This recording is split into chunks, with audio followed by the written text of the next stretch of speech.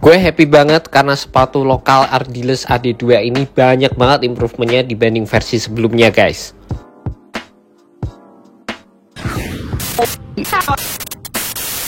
Hey guys, selamat datang di YouTube channel Naksir Sneakers. Kali ini gue mau bahas performance review untuk sepatu Ardiles AD2. Sepatu ini memiliki teknologi yang bisa dibilang nggak jauh berbeda dibandingkan versi sebelumnya AD1K.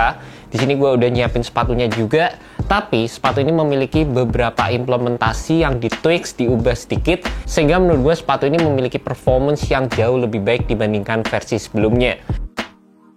Yang pertama kita bakal bahas dari segi tractionnya dulu, dan traction yang digunakan di sepatu ini menggunakan full translucent rubber outsole. Implementasi rubbernya bisa dibilang menggunakan rubber compound yang berbeda dengan versi AD1K. Sewaktu gue pakai sepatu ini, gue ngerasa ada improvement di bagian traction dibandingkan dengan versi sebelumnya, meskipun sepatu ini menggunakan pola traction yang sama. Jadi memang dari segi rubber compound itu bisa berpengaruh, guys.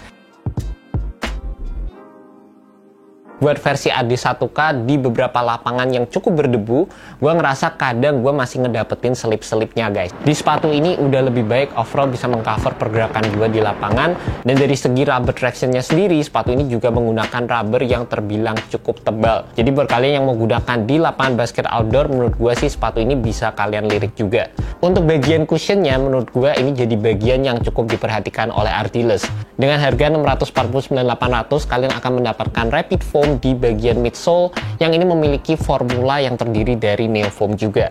Selain itu, di bagian dalam kalian akan mendapatkan teknologi eVounce Plus untuk stroble boardnya, dan juga teknologi Power Shock insole untuk bagian dalam sepatu ini. Sebenarnya ini juga merupakan teknologi cushion yang sama persis dengan sepatu AD1K, tapi kalian bisa merasakan improvement yang bener-bener kerasa banget kalau kalian punya sepatu AD1 sebelumnya. Sewaktu dipakai, kombinasi antara tiga elemen tadi menurut gue merupakan cushioning system yang cukup soft. Untuk bagian court feel-nya sendiri, gue ngerasa sepatu ini agak sedikit tinggi dari permukaan, jadi kalian nggak akan terlalu dapat sensasi court feel-nya. Dan gue ngerasa sepatu ini tuh agak kurang dalam memberikan kalian feedback dari segi cushioningnya. Jadi kayak nggak ada bounciness atau propelling feelingnya sewaktu kalian menggunakan sepatu ini. Menurut gue untuk kategori cushion ini kembali lagi ke apa yang kalian suka. Kalau kalian suka cushioning setup yang bener-bener empuk, bisa meredam pergerakan kalian, ini menurut gue jadi salah satu sepatu yang bisa kalian lirik, guys. Terlepas kita ngedapetin cushioning setup yang sama dengan versi AD1K, di bagian material sama di bagian build dari sepatu ini merupakan komponen yang bener-bener diimprove, guys. Yang pertama, ini kerasa banget dari segi lateral supportnya, dimana di bagian samping di sini tuh udah ada fuse layering material yang mengcover pergerakan gue di lapangan. Ini merupakan salah satu isu yang gue temukan di sepatu AD1K, dimana di bagian samping sini kalian bisa lihat ini materialnya cukup stretchy, dan ini nggak ada backup dari material fuse-nya di bagian samping sini. Jadi kadang kalau kalian melakukan gerakan-gerakan manuver ya, kadang kaki kalian tuh bisa keluar dari posisi yang seharusnya.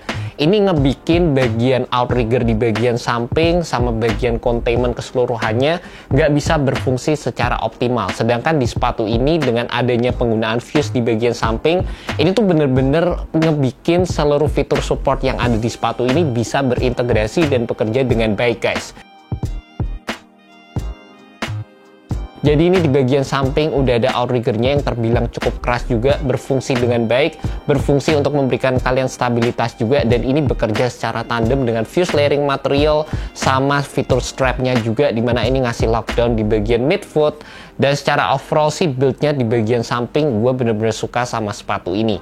Juga untuk di bagian atas materialnya kalian akan mendapatkan mesh build, dimana sepatu ini juga bisa terbilang minim banget break-in time-nya, dan merupakan material yang menurut gue cukup standar di sepatu basket zaman sekarang. Di bagian punuk kaki di sini ada strap untuk memberikan kalian midfoot lockdown, dan di bagian belakang dari sepatu ini kalian akan mendapatkan synthetic material yang terbilang sedikit lebih kuat, yang ini juga seharusnya berfungsi untuk memberikan kalian support untuk bagian kaki belakang kalian. Cuma satu aja yang menurut gue seharusnya bisa diimprove, sama seperti versi sebelumnya, sepatu ini masih tidak memiliki heel counter yang proper, sehingga sewaktu gue pakai sepatu ini gue berharap heel lockdownnya itu bisa lebih baik lagi.